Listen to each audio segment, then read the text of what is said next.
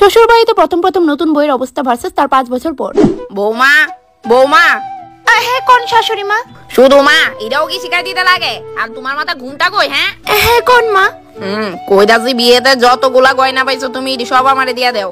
কিন্তু মা এটি তো আমার পরিবারের লোকেরা দিছিল। এখন ইডোই তোমার পরিবার, ঠিক আছে? তুমি বাচ্চা মানুষ, এতগুলা গয়না সামাল দিতে পারতা না? আমারে দিয়া দাও। ঠিক আছে মা, আমি নিয়ে আইতাছি। মা এটা আমার মা বাবা দিছিল, প্লিজ এটার একটু সামলায় রাখেন।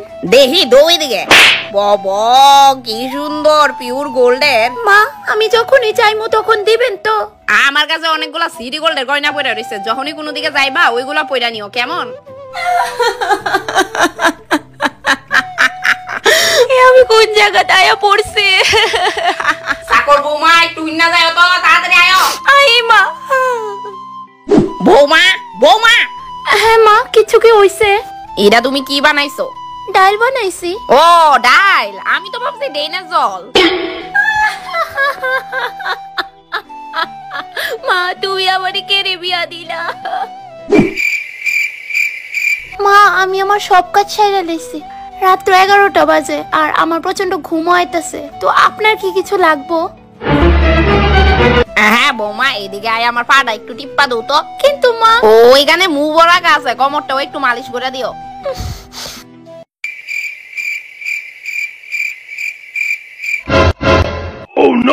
এই কি হইছে? ভালো করে মালিশ করো, মা বাবা কিছু শিখাইছে না নাকি? কি জানেন তো, আমার মা বাবা আমারে গোলামের মতো রাখছে না, তাই হয়তো জানি না। এই বেশি কথা না, দাবাও পা দাবাও, তারপর কোমরও আছে।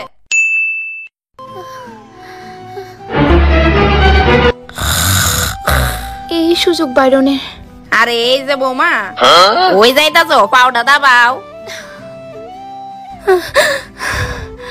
বিয়ের আগে আমি কত দিব্যি চড়াফেরা করতাম, নিজে চাই মনে চাই তো তাই করতাম, আর এখন ওই কি গো, তোমার একটা কথা কইতাম। কি তাকো? দেখো তোমার মা আমার উপর প্রচন্ড অত্যাচার শুরু করছে, আমি কিন্তু আর নিতে পারতেছি না।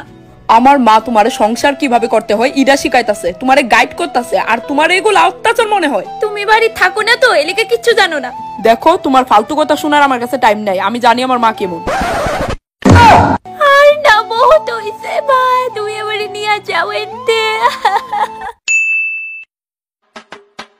এই যে বৌমা আজকে রাত্রে আমার 2টা বান্ধবী আইবো, ফ্রিজে মাছ আছে তার লিগা রাইন দাও। ফ্রেন্ড কার, আমার না আপনার? আমার কেরে? তো রান্নাটা অফ কোর্স আপনিই করবেন, আন্ডারস্ট্যান্ড? You better understand.